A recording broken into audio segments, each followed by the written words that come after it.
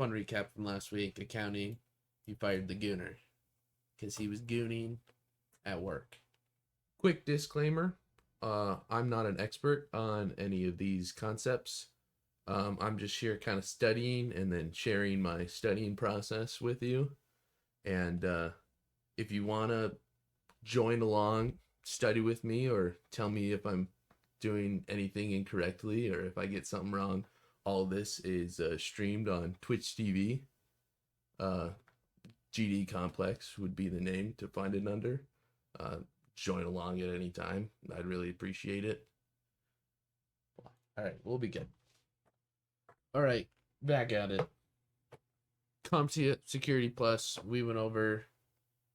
I guess we didn't go over. I am not a teacher. I'm not teaching this. I'm basically studying on stream and we can learn together. Not 100% of this will be correct or explained properly.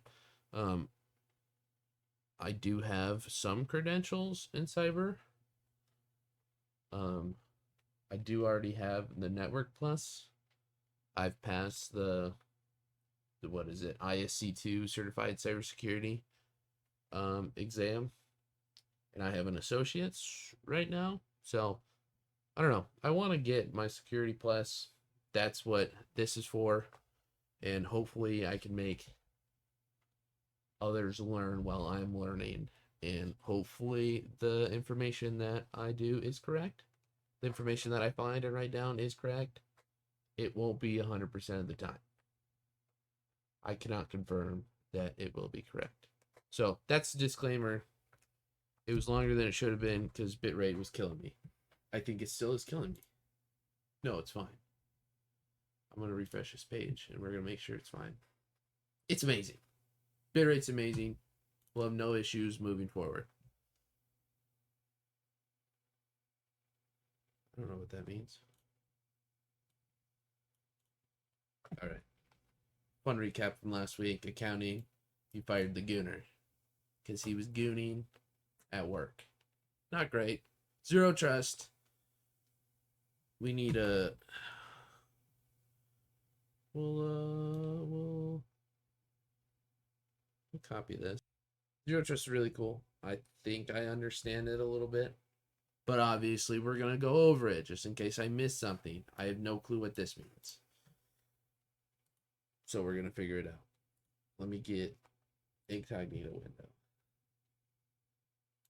Where's that at? We'll bring it here. All right. Zero trust.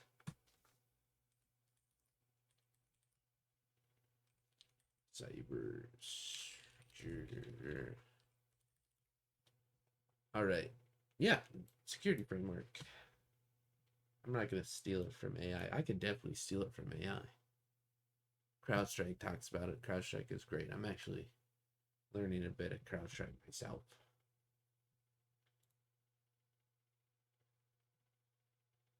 All right. Zero Trust security framework that mandates stringent identity verification for every user and device attempting to access resources, regardless of whether they are inside or outside an organization's network. Unlike traditional security models that rely on a defined network perimeter, Zero Trust operates on the principle that no user or system should be automatically trusted. I like this whole thing right here. It's a bunch of fun jargon, but we can go over it some more. Oh.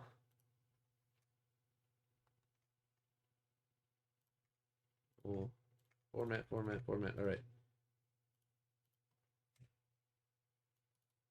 Format some more. Paragraph 3. All right. Don't know why I did this. Why are you like this? Oh, no. That's not what I'm going to do. All right. Whatever. Security framework.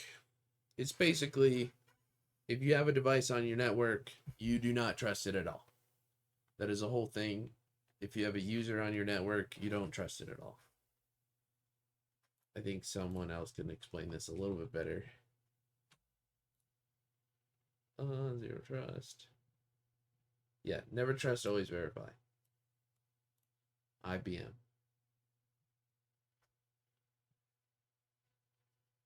Let's see. Operates on a never trust, always verify rather than granting implicit trust.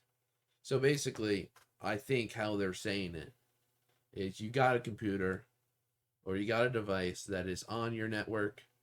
You give it the least, I think it's the least amount. Is least privilege its own thing?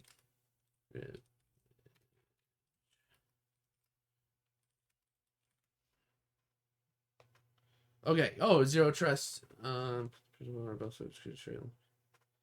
trust.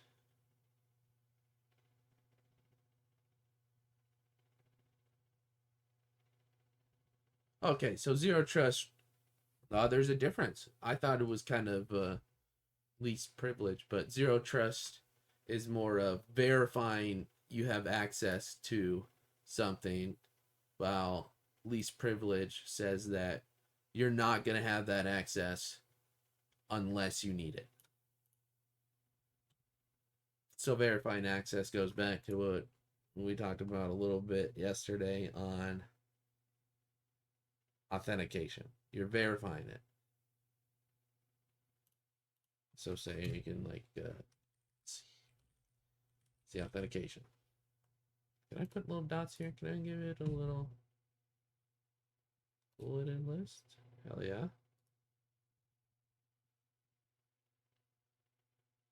Bullet that list. Is there a, can I just dash? Can I just do dash for all these? No, that doesn't do anything. We're formatting.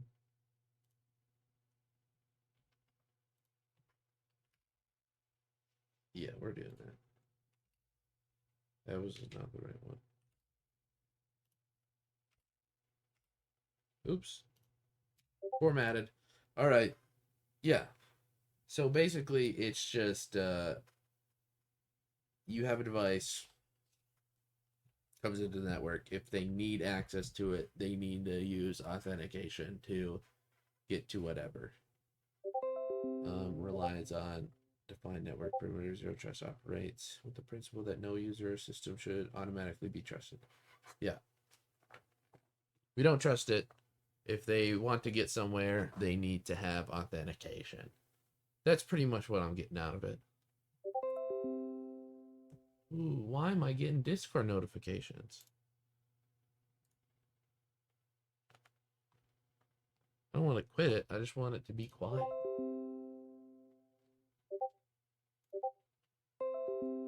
I keep getting more. This is annoying. Can I go into like a do not disturb? Yes, I can. Oh, no, I can't. For the next. All right, perfect. That's out of the way. So that's kind of zero trust, I think. We went over that. You got a device defined in a network. That can also be kind of attributed to like DMZs, maybe, where you have different networks and you don't trust the movement between the two. I think so. That's how I'm going to see it. Control plane. We'll move on. I think that was a good. We understand zero trust. Cyber. This is not.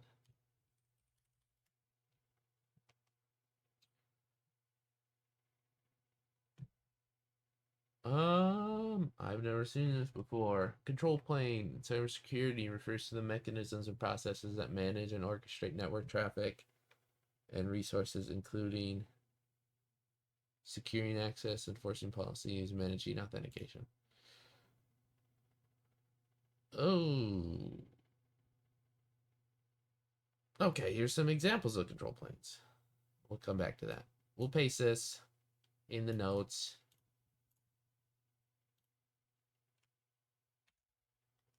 Look at that. It does it for me. I love that.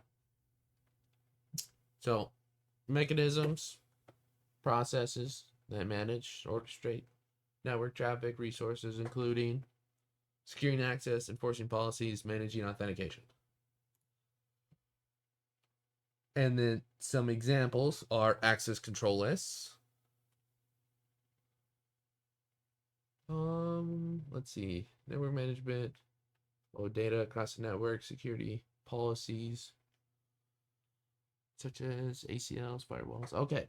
Oh, okay. So we're just, it's kind of a broad term of controlling what you have going on. Let's see, here's just one. No, I don't want to do that. That's annoying.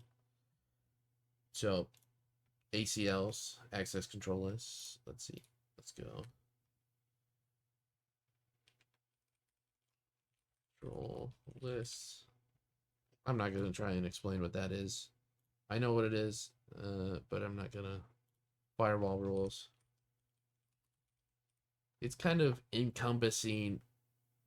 I don't know. It's encompassing all these things, and I guess it goes back to zero trust, in which ACLs, firewall rules, restrict access to a device or user unless access is granted to them or they're authenticated. We'll give another example. 2FA. 2FA is another nice example. Very nice. I like this. Control plane is like access list, firewall rules, 2FA. It restricts, and it goes back to zero trust on that an individual or a computer has no access to what they want to get to until they're authenticated. Next, adaptive identity.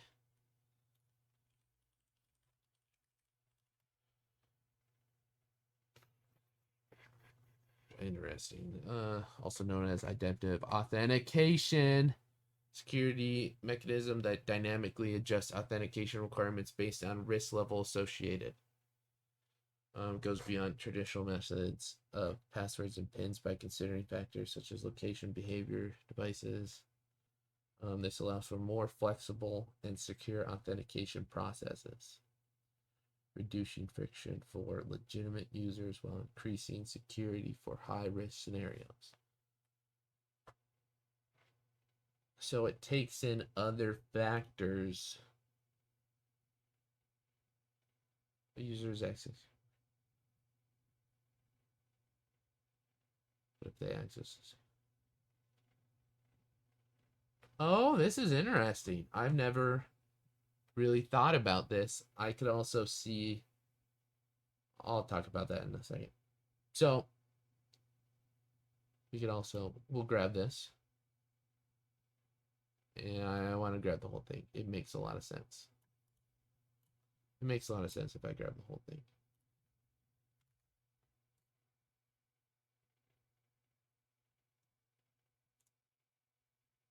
I want it to all move this way. Can I do that? Nope. All right. Adaptive identity seems pretty interesting. And it's basically authentication, but it's dynamic. So it changes depending on the risk of where a person could be. And I really like this example that this gives us, I guess, is that say a user is using their work email at their home computer and not at work. Their home network is not safe. Really, it's not. I guess it's not controlled by the company. So they would have to access the same email on an unfamiliar device. Okay, never mind. I don't like this one. I like this one.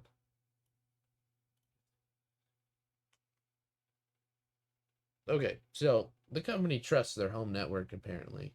But if they access the same email on a device that is not the company's, then they might get a text on their phone like Authenticator or Duo or whatever. because they're at a different location and or on a different device. I like that. I'm stealing that. I had another example, I think.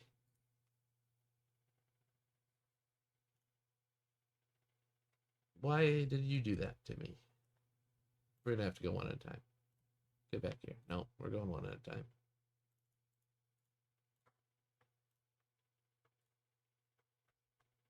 Paste.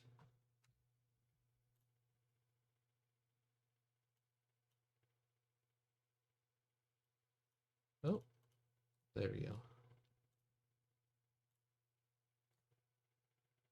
Paste. I should plug in my mouse for this. I think this is pretty cool. I don't think I've ran. I think you do this all the time. Say, identity is used often, I think, and it's also not just corporate stuff. Like, say you have a Gmail and you log in at like if I have my Google account or YouTube and I throw it on my TV, I get like a message from YouTube saying click this if you just logged into. It's like a 2FA almost, but when you log into something new, that's how I'm kind of seeing it. We could definitely look for another examples. Maybe I don't get the full picture.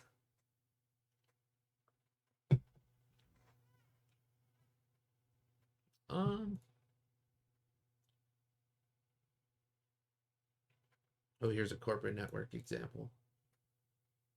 Here's social media example. I just kind of went over that. That's not a good example.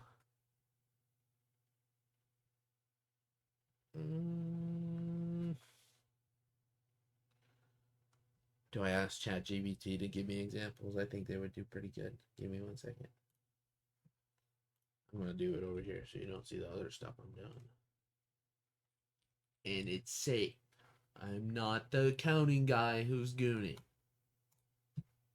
We don't talk about that guy. Examples of... Now I'm using AI because I can, and this is not like a research paper. I don't got to back anything up. I'm studying with you. Oh, examples of adaptive authentication. I didn't spell authentication right, but that's right. Use case. Okay. Well, that's oh, okay. Yeah, another example of adaptive identity is like a login from unrecognized device, and you might have to do security questions. That's a good one. Login attempts from Tor. Who's using Tor? I've never used Tor before yet.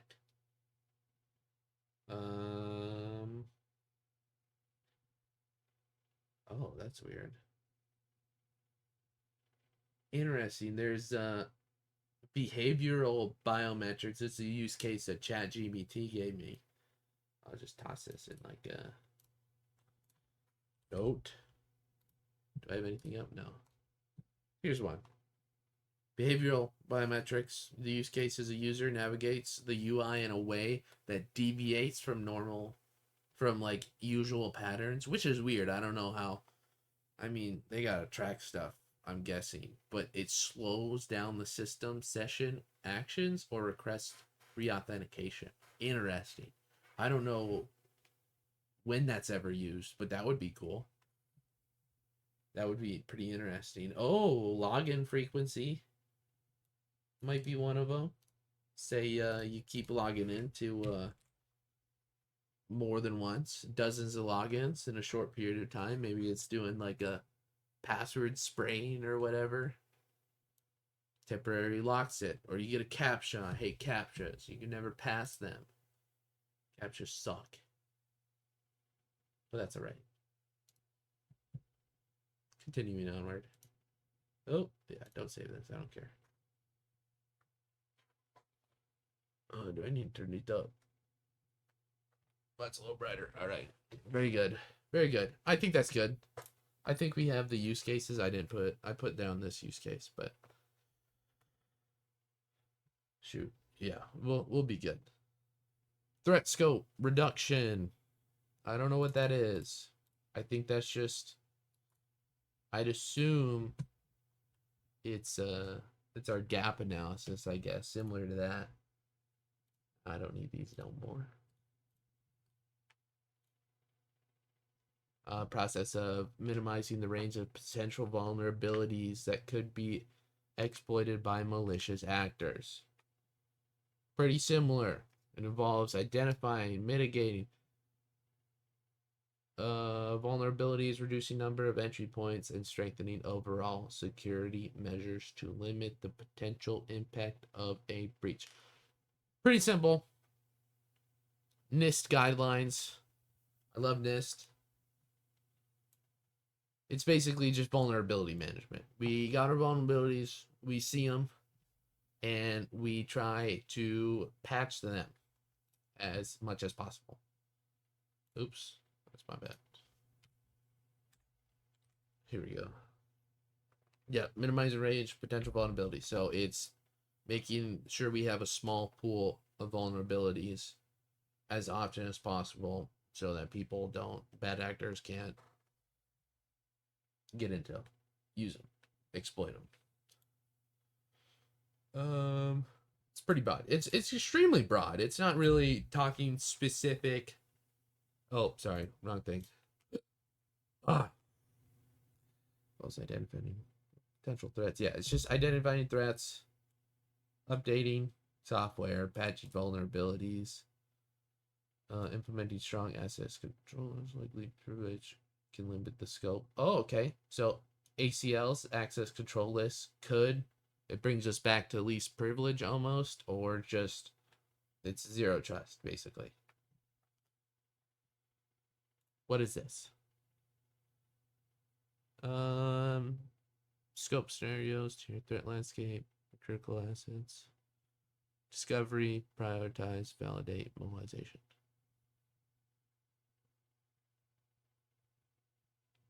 CTEM. I don't understand what this is. Why is GitHub on here? Oh, it knows what I'm doing. What is this?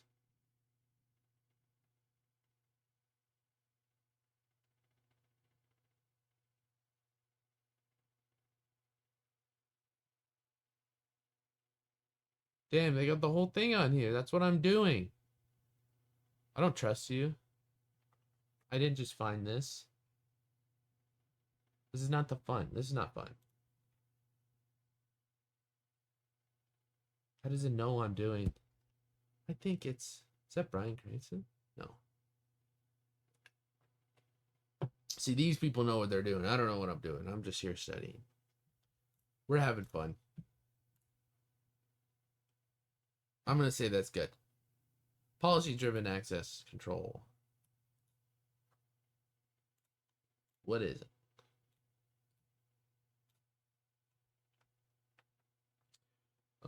Policy-based security model that uses centrally managed policies to determine user access to resources. Is this just...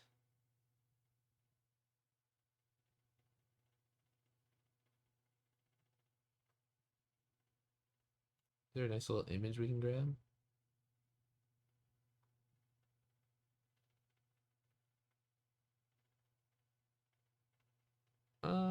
What's this one? Admin assigns users appropriate roles. Users assigned to the roles. This one can do that one and that one, but can't do this one. Oh, this is role based? I thought what am I looking up again? Policy based. Policy based, I guess, is policy driven or policy based. Okay.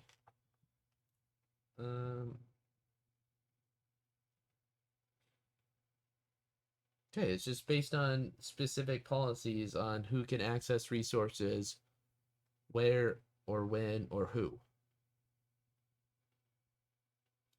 That's what I'm getting out of it. Instead of actual rules. or static permissions, relies on policies that define conditions. Okay, so instead of, yeah, okay, it's I like this. I like defined on conditions for granting, denying, making it flexible. That's pretty cool. That's pretty interesting. I think that's it. Kind of goes hand in hand with our other one here. Our where was it? Oops. I hate that this is meshing so awful. Our adaptive identity, kind of. It, like, if you are somewhere you shouldn't be, what is going on here?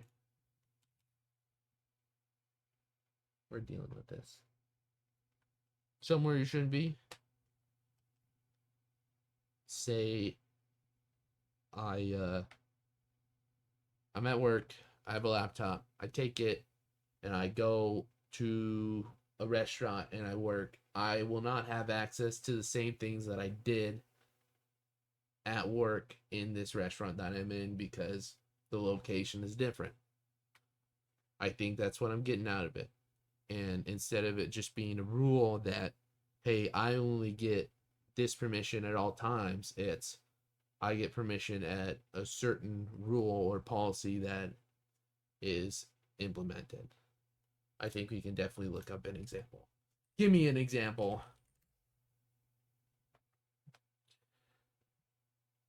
Oh, okay, this is a cool one. I like this one. Finance department can only access financial reports in business hours. So say it hits 5 o'clock, you're not working anymore. Fuck you, Harold. Go home and see your kids. Harold's our giving accountant. I like that example. Why is this bolded? Is that the bold?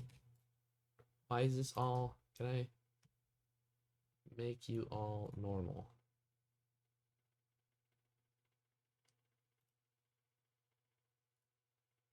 Format, paragraph, bulleted list. All right, we're just gonna deal with that. Policy admins. What does this have to do with zero trust? This has to do with zero trust. I like it. I like that policy. Fuck Harold. Policy admins are in charge of internal regulations such as policies.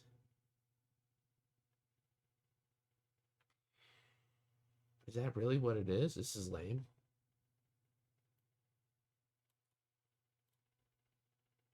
I don't like it. When did I start doing this? I haven't gone through that much. I gotta burn through at least some of this. Oh, did I skip over this one? Oh, I did. These are actually important. Shoot. That's all right. Policy admins. Just someone who manages policies.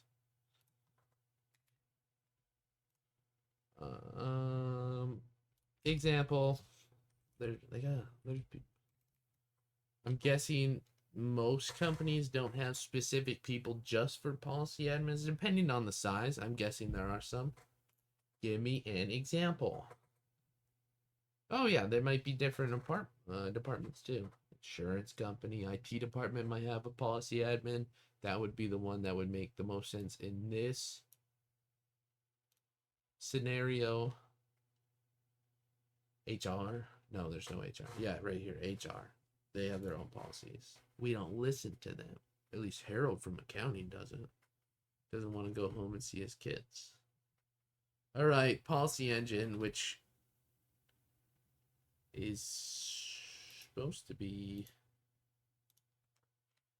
not what I'm. Oh, no, we want to go with that.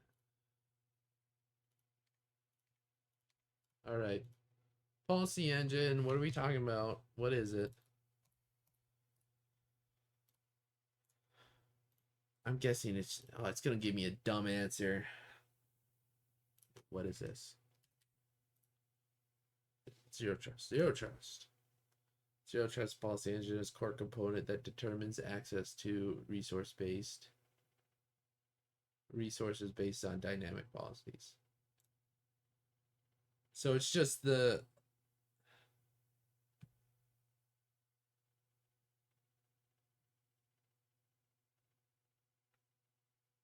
I'm gonna take this at about okay. So is it just the applications that are allowing me to kind of go back all the way up to policy driven? I'd assume.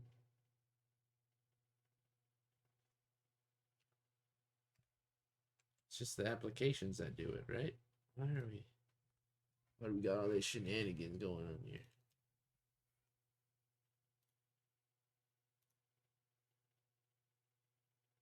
Yeah, that would make sense. I would assume that makes sense.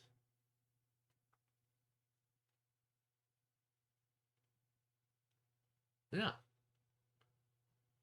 Yeah, no, yeah. It's just the applications. Give me an example. It's the applications that are running this policies. Oh, no. Do that. Give me an example. Nope. Give me an example, please.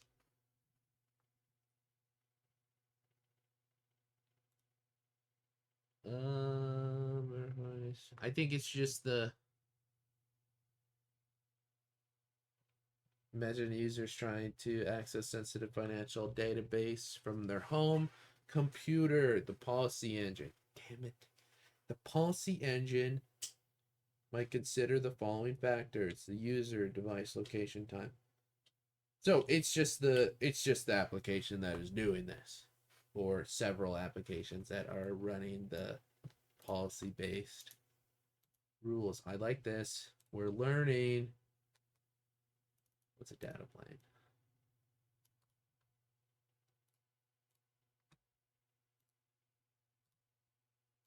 I'm gonna keep these for no reason. Yeah, I think networking would. Let's say cyber, or is it still part of the zero trust? Zero trust architecture. The data plane is where applications and service communication flow occurs. Yeah, elaborate. The data plane is responsible for handling the actual transmissions of data between various components of the network.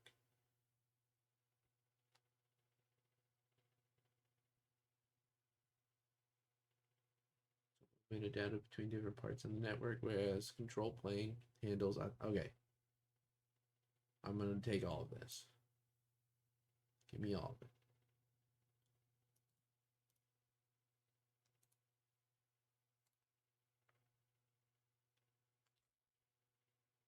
Why is this one all? Why? What are we doing here? I don't want this.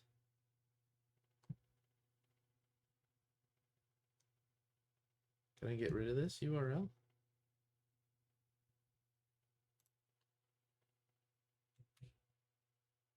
No URL.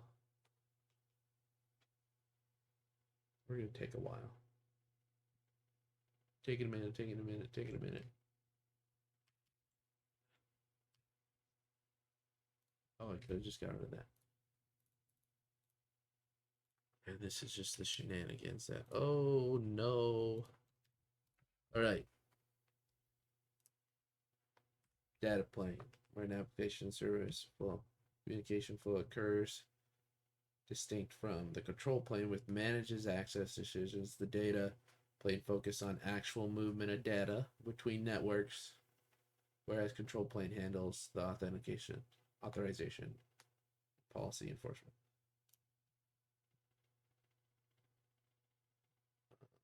Person never trust, always verify approach. Just means every request, regardless of whether it comes inside.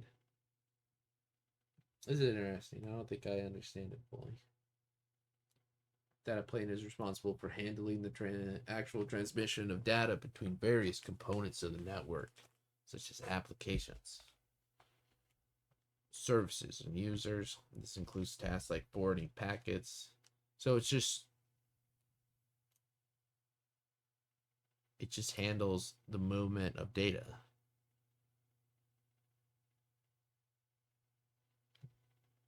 Give me an example, please. I like examples.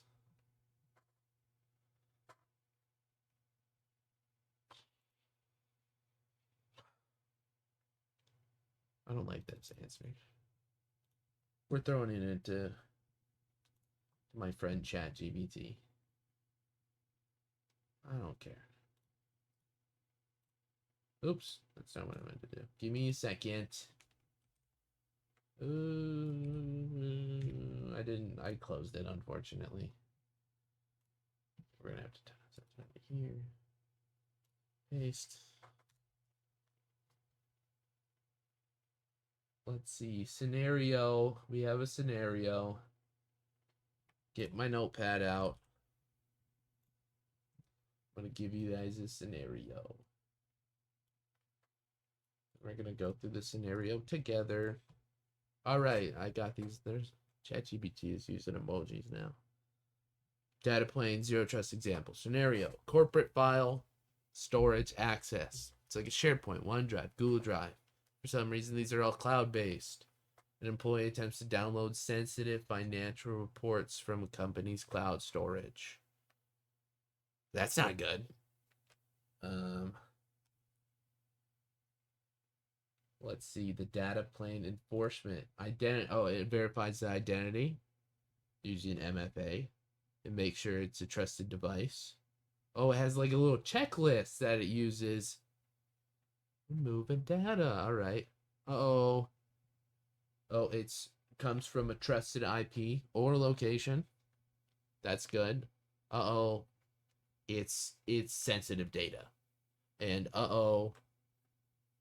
It's user in marketing, not finance.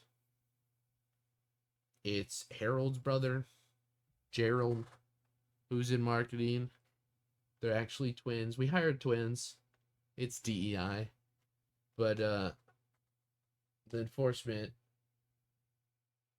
So Gerald, he's in the company. He's in marketing.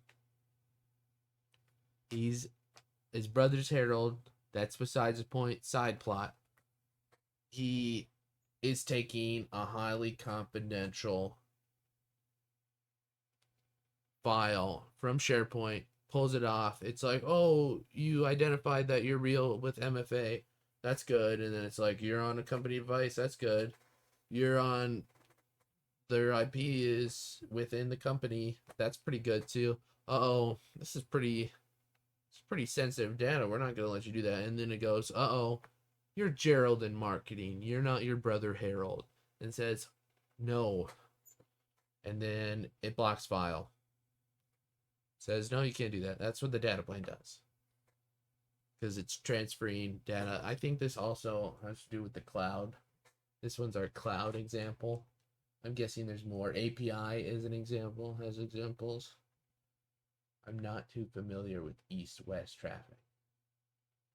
I don't think that has anything to do. So, Gerald in marketing, you're not supposed to have that.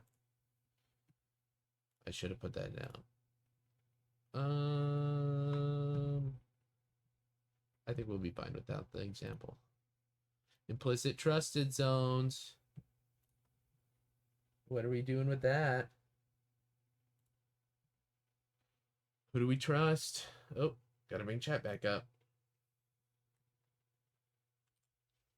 Implicit trusted zones. And zero trust architecture, implicit trusted zones represent areas where users are generally trusted based on authentication and authorization with no defined restrictions.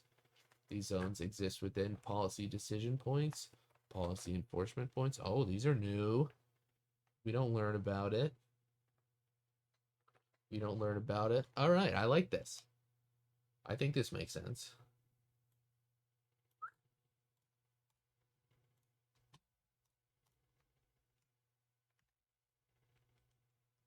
All right, areas are generally trusted.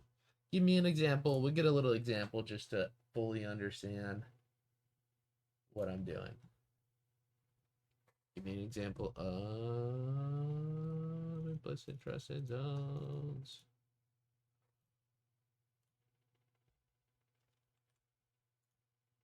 What I should do, I have a standing nest and I didn't copy this, did I? Copy. I have a standing nest, and what I should do is stand while doing this. I feel like I can get more movement out of me then.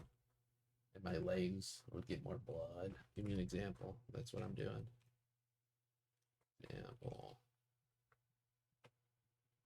Part of a network system. Okay. Corporate LAN. Here's our example. Bring back Notepad. Bring back Notepad. I don't like how bright it is. Here's our first example. Corporate LAN. Scenario. Any device on the internal office network can access file shares, printers, and internal web pages without re-authentication.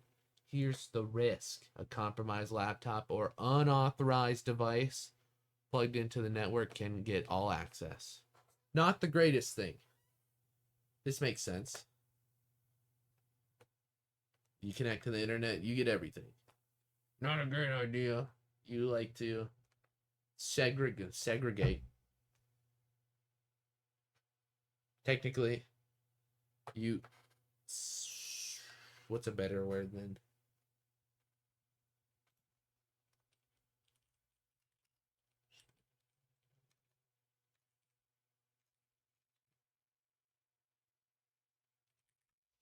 Oop.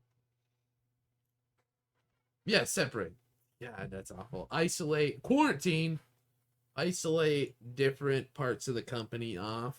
So you have like, who is it? Harold is in the accounting finance department. He can only access certain files or printers or whatever. And you kind of segregate the network. I keep saying that. We're going to have to roll with it. Makes sense. This is pretty simple. We'll keep that for now. We understand it. Subject system. What does that mean? This is going to be the awful VOD to go back, and I don't even think I want to edit this. That's all right. We'll continuing. We get more tabs. Oh, zero trust. Zero trust. No user or system subject to trusted by default. Is this really what it means?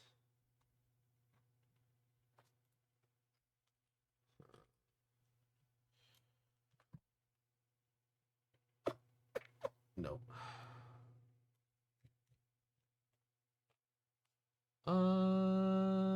It covers it. Yeah, honestly. What does this mean?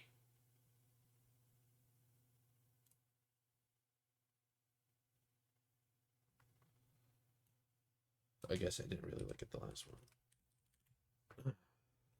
Okay. Oh my goodness.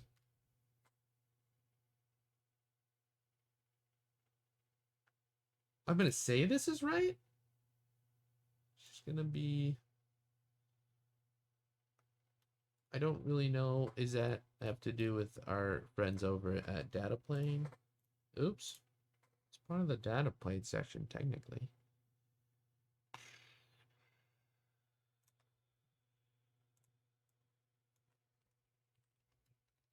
Data plane. What if we, in the context of security, entity? I'm going to say this is right. It's just whatever is requesting the information. I like that. This is pretty silly. It's the subject or system that's requesting it. See, this one's I'm going to... You should not trust me 100% on this. This is why there's a disclaimer. I'm just going to slightly go over the subject system. I feel like that's kind of self-explanatory. Unless you're stupid, in which I am. That's why I'm doing this. And I'm continuing. Policy enforcement point. Oh, NIST has a little... What does NIST have to say?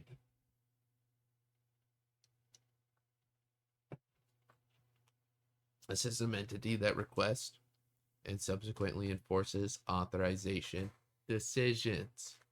Oh, we went over this slightly. I'm going to steal this from NIST. Wrong one. System that.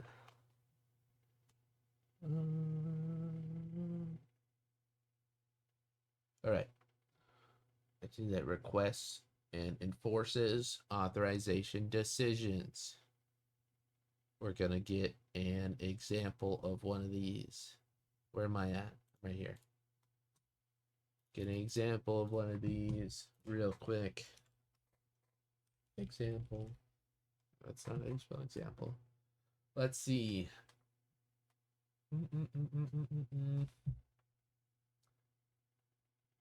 Okay, so it could be a firewall. It could be a VPN. I don't know what this is. What is this? Yeah, it's just something that controls. It's a point that you come to, say, during the data flow that either lets you through or does not. Here's a little example. You got a request. Does it require authorization? You go to an API endpoint. Get a response. I don't know. That's confusing. I don't understand that.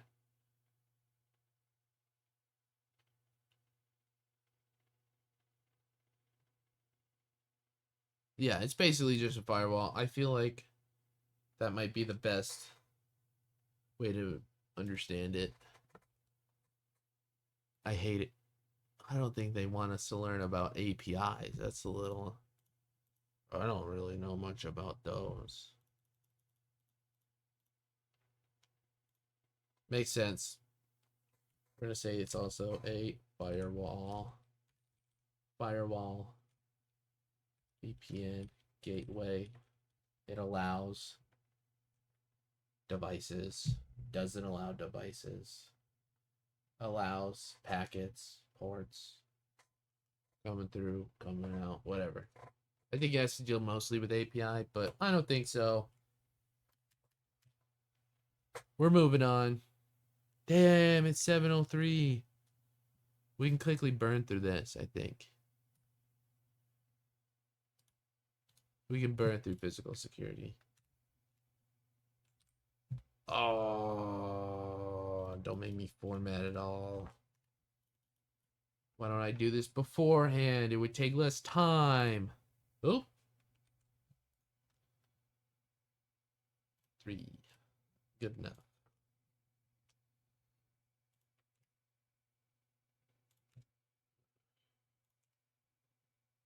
Physical security. This is pretty... It makes sense why you look into this in... Ooh, what did I just do? What? Lighting is its own thing. Sensors is its own thing. Sensors also has this one. There's a bunch of different sensors. Why did you not get put into this group? No? You're part of this. You're part of this group. You're part of this. You're part of this list. Yeah, look at you. All right. We're getting pictures. This is a quick one. What's a bollard? Wait, no, let's see why is physical security important in cybersecurity? We don't want people getting in. Basically, if we don't want them in our network, we don't want them in our buildings next to our stuff. Cybersecurity. It focuses on protecting physical assets in the building, equipment, data. Well, cybersecurity. No, I don't want the difference. Importance of physical security. Aims to protect people, property, physical assets from any action or event that could lead to loss or damage. Physical security is crucial Security teams must work together to ensure security of digital assets. Very good. So it's not just people getting in, it's damage to property. That also, I don't think we'll go over that yet.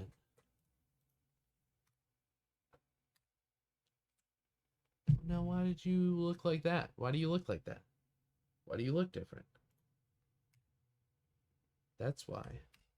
Yeah, join.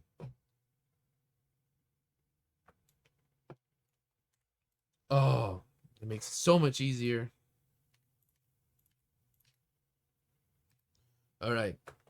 Very important. Physical security is important. It's not just protecting bad actors from typing their way in, it's also from them walking in and plugging stuff in or damaging things. Very important. And there's many things that stop people from doing that. And a bollard is a fun one. You like driving your car? Not through this area. We're gonna grab an image. Not through. You're not driving your car through here. Basically, and some of them pop up and down. Oh, you want to get into our building with your car? You're gonna have to go through our bollard first. We're grabbing pictures. We're copying and we're pasting pictures. Can I paste pictures? Yes, I can. Oh, can I make you small? Can I just get rid of you? Oh.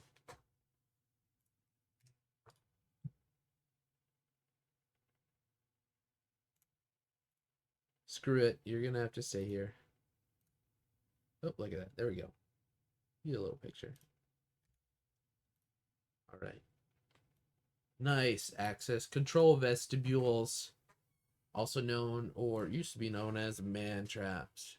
But man traps is sexist because they can also trap women and or others. Super interesting. It's basically the like. Well, these ones are really specific. Kind of cool. Do I need to define? I'm just gonna make pictures. You walk in and then you gotta get buzzed in. I think I think the hospital that I'm near has one of these.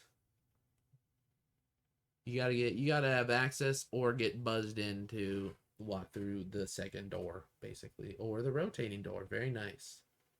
And then it also leads into piggybacking, where say that you have access to one place, someone else doesn't, maybe a bad actor. This is physical security.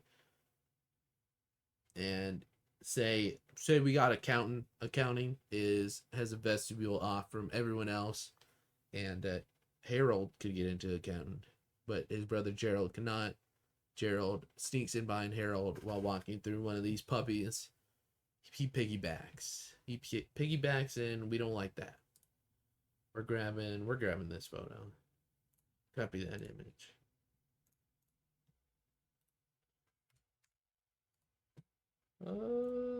Good enough. Fencing. If I look it up, it's gonna be the sport.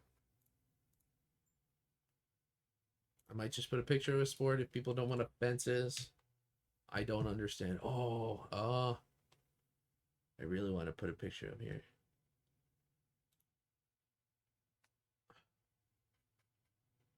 Fencing. Very nice. Oh, I missed it. That's my bad. I'll have to go onto streamboo.com. I'm not going to do that. Apologies. I clicked the wrong fencing. We're going to go security fencing. Look at that. This one's dangerous. These are barbed wire ones. We're just going to grab this photo. Makes sense. Makes perfect sense. We know what fencing is. We see fencing. We know what it's for. It's keep people out and or so they don't get past farther. Security bits surveillance. Interesting. What is it? Oops. Go back. I like copying. What is it? What is surveillance? It's cameras. It is cameras. Not too difficult. We're being cameraed all the time. Everyone's looking at us. I I went to a certain building once to actually get a access card for work, and I went into their kind of security guy's room, and he had like 4 workstations, and each of them had like 6 monitors each. It's like 3 here, and then you look across the room, 3 here, 3 here, and then he had a wall, and that wall had about 3, 6, 9, 12.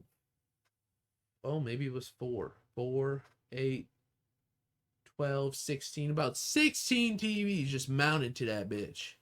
And super cool. They had a lot of cameras, and they kept rotating through each one. So this guy is sitting there and he's staring at all the cameras. He knows what's going on. And it's recorded. And it's stored for probably a certain amount of time. There might be compliance standards that they have to do, or it might just be on a policy that's written up. There might be a policy on how long they keep that video. Oops. I didn't take my picture. What picture do I want?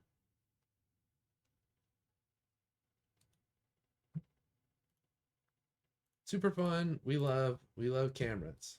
They're also a deterrent. It could deter if people see cameras and they're about to do something bad. It also deters them from doing that said bad thing. That's a no. We don't like that. Security guard. I don't even want to explain it. I just want a picture of him. I hope he has a name. Security guard. Look at these people. They're wannabe cops. Literally all they are. No, I'm not joking. I'm joking, but I'm not. I'm joking.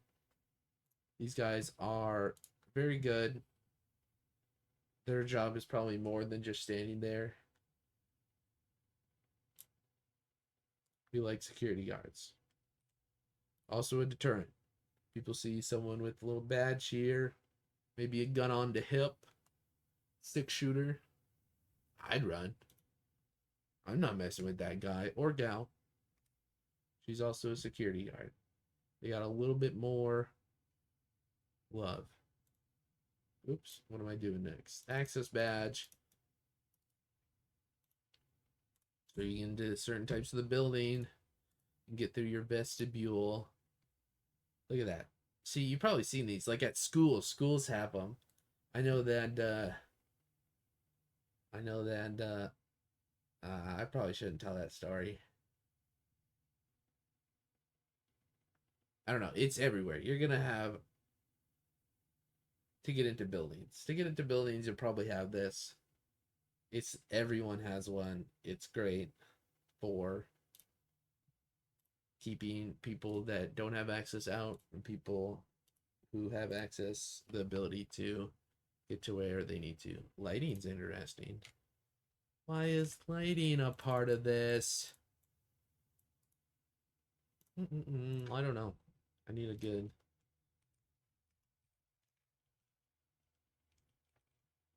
physical therapist. Hell yes. No physical security. What is it?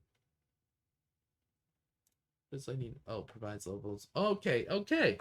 So it's like you're okay. I'm gonna actually put this, like, you wouldn't think that would make sense, but it's making sure that you can see what's going on around your building.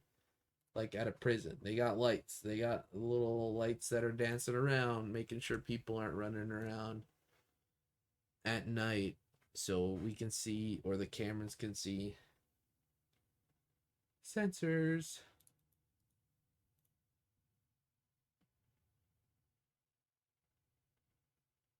These got to be self-explanatory.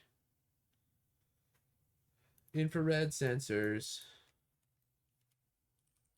Red. That's not how you spell infrared. Am I stupid? Infrared. Infrared. Red sensors. Infrared sensors. IR sensors. Widely used motion detection. Ability services switch on. Okay. So it just detects motion, is what infrared sensors do. Um, should have known that, but we're good. This mean it's does this mean it's bolded? Trying to be bolded? It is bold. All right. Pressure sensor. Probably not as fun. Pressure sensor. What applications can we define that? Define a pressure sensor. Measurement tool for detecting, monitoring, reading, displaying changes applied to pressure. I'm going to say because we're not actually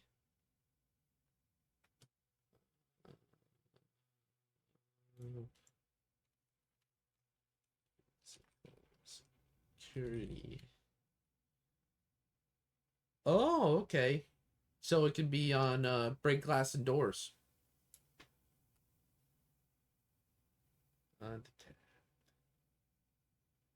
Movement tampering. Okay. So say someone's tampering with glass or doors, pressure sensors make sure that they don't do that. I'm guessing jewelry stores may have that because everything's in a glass display. I don't know, museums maybe. I'm just thinking about like movies that do that, like Oceans. Oceans is a movie. They probably have pressure sensors. Microwave sensors. Why do we have sensors in the microwave? Microwave sensors.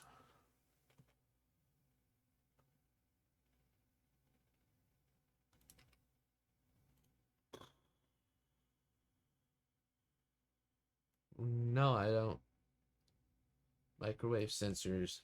Physical. Physical security. Fill the volume to protect with energy patterns caused by anything moving within a detector. It sounds like there's someone behind me. That door's locked. All right. If I die, you guys would know first.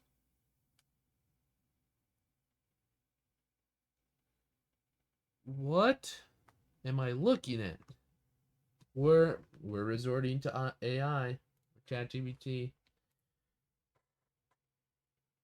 I don't need an extension for ChatGPT.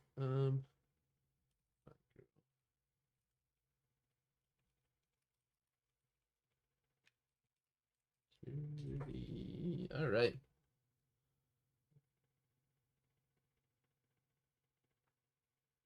We're gonna use this.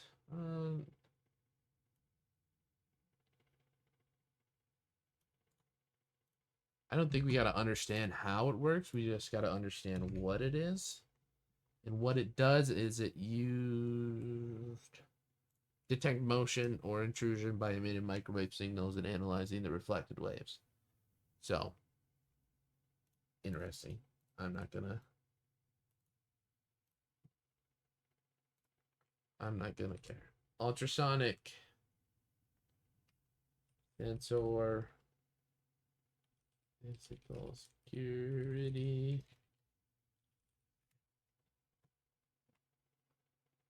Used to detect motion by emitting. Okay, this is basically like microwave, but it uses ultrasonic waves, similar to sonar. I think that's good progress. Unfortunately, we skipped this, and we're gonna have to come back to that. But we only have detection and disruption technologies: honeypots, honey nets, honey files, honeys. We like honeys. No bears around. Tomorrow, hopefully, because we're gonna be talking about a lot of honey. But I think this makes sense. We went through quite a bit. It took us longer than it should have. We tore through zero trust, and we learned a lot about it. But I think we gotta play video games.